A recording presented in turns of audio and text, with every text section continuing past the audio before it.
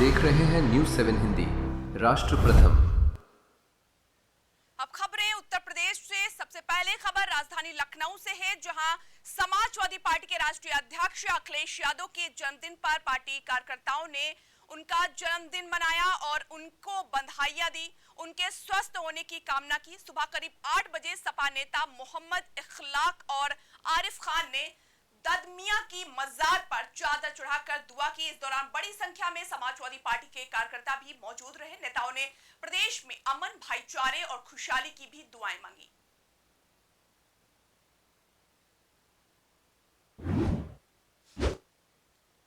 महाराजगंज से अगली खबर है, जहां नगर पंचायत सिसबा क्षेत्र में प्रशासन ने अतिक्रमण के खिलाफ बड़ी कार्रवाई की। राजस्व विभाग की पैमाइश के बाद गौशाला की जमीन पर बताए जा रहे अवैध कब्जे को बुलडोजर चलाकर हटाया गया। प्रशासन का कहना है कि कब्रिस्तान की आड़ में गौशाला की बेशकीमती जमीन पर अतिक्रमण किया गया था, जिसे अब कब्जा मुक्त कर दिया गया है। कार्रवाई के दौरान राजस्व विभाग और भारी पुलिस बल मौके पर मौजूद रहा। हालांकि जमीन के स्वामित्व और अतिक्रमण को लेकर विवाद पहले से चल रहा था। प्रशासन ने पूरे अभियान को सुरक्षा व्यवस्था के बीच संपन्न कराया।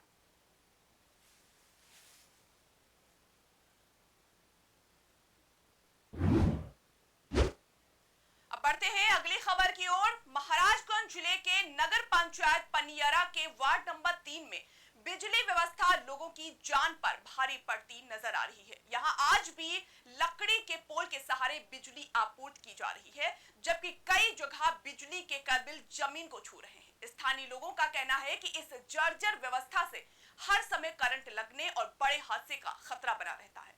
आरोप है कि कई बार शिकायत के बावजूद बिजली विभाग ने कोई ठोस कार्रवाई नहीं की।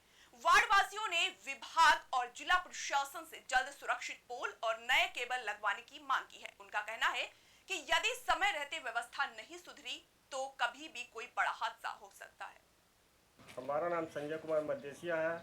हम लोग वार्ड नंबर 3 में रहने वाले हैं और सबसे बड़ी समस्या हमारे वार्ड में बिजली जो तार गया उसकी है। और ये तार इतना करीब से गया कि अगर 4 साल का भी बच्चा इस तार को कहीं टच हो जाए तो तुरंत आकस्मिक कोई दुर्घटना घट सकती है। कई बार कहने के बावजूद भी इन लोगों के पास जाके कहने पे लगता है कि पोल नहीं है मेरे पास। मात्र 3 पोल लगेगा। 3 पोल ही लगाने में यहाँ से वहाँ तक की लाइन की सुदृढ़ व्यवस्था हो जाएगी।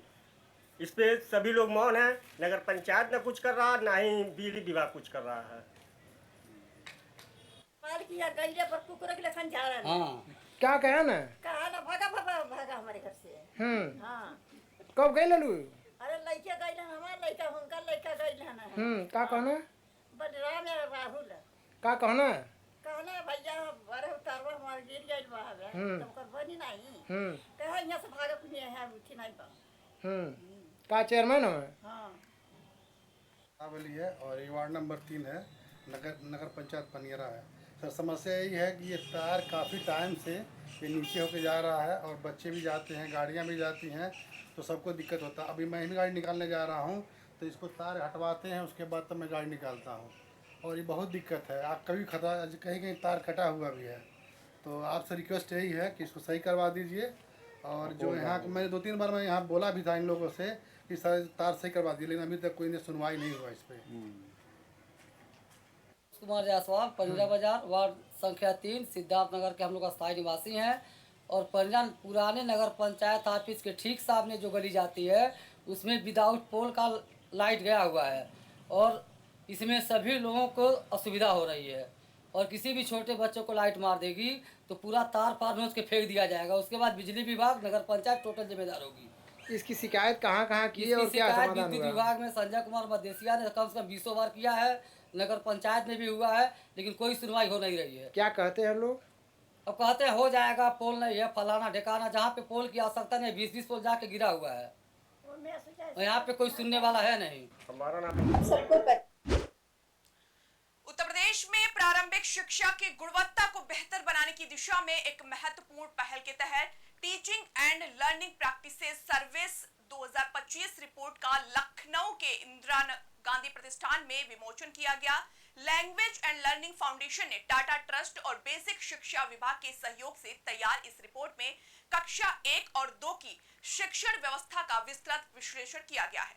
रिपोर्ट में कार्यशील श्यामपट FLN लक्ष्यों की जानकारी और शिक्षकों को मिल रहे शैक्षणिक सहयोग जैसे सकारात्मक विचार इसमें दिए गए हैं।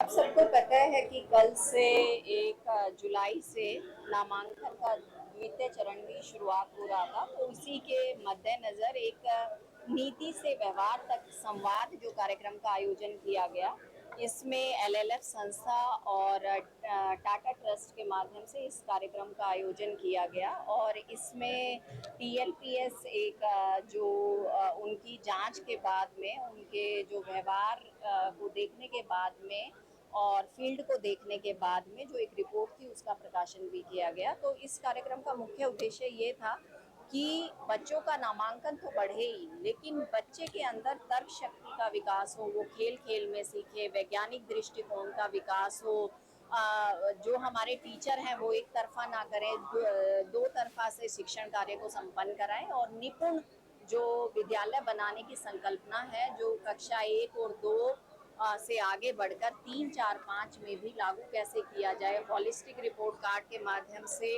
पेरेंट्स को कैसे अवगत कराया जाए। तो इसके माध्यम से आज हमारे यहाँ पे सारे राष्ट्रीय और राज्य शिक्षा पुरस्कार से सम्मानित टीचर थे, SRG थे, ARP थे और इसके साथ साथ जो शिक्षा विभाग के अधिकारीगण भी यहाँ पर उपस्थित थे। रूरल एरिया में बच्चों की संख्या बढ़ाने को लेकर किस तरीके से शिक्षा विभाग का जो नामांकन था वो विशेष रूप से क्लास वाइज हम लोगों ने फोकस किया था और जो केवल अप्रैल माह में ही लगभग 23 लाख जो बच्चे का नया नामांकन करवाया गया और अभी नामांकन का दूसरा चरण भी शुरू हो रहा है, जिसमें नामांकन के लिए जो कि दूर दराज के क्षेत्र में है कोई भी बच्चा पढ़ने से छूटे नहीं, इसका विशेष रूप से ध्यान रखा जाएगा।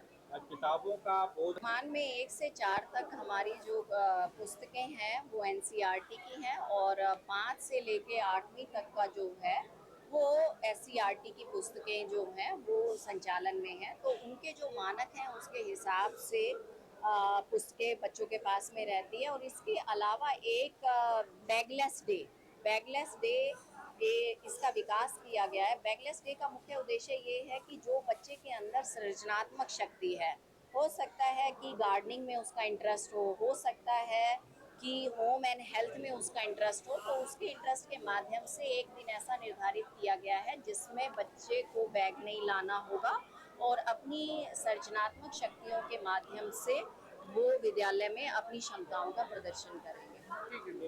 आप सबको पता है कि कल से 1 जुलाई से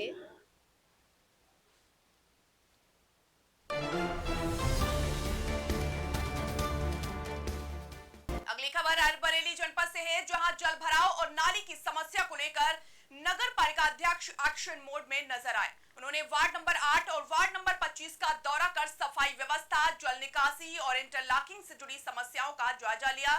निरीक्षण के दौरान स्थानीय लोगों की शिकायतें भी सुनी और संबंधित सुपरवाइजर को नियमित सफाई एवं जल निकासी की व्यवस्था दुरुस्त करने के निर्देश दिए। साथ ही जहां इंटरलॉकिंग में दिक्कतें मिली उन्हें भी जल्द ठीक कराने के निर्देश जारी किए गए।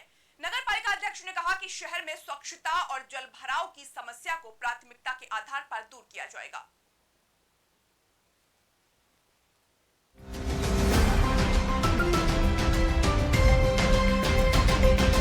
आप देख रहे हैं न्यूज़ 7 हिंदी, राष्ट्र प्रथम।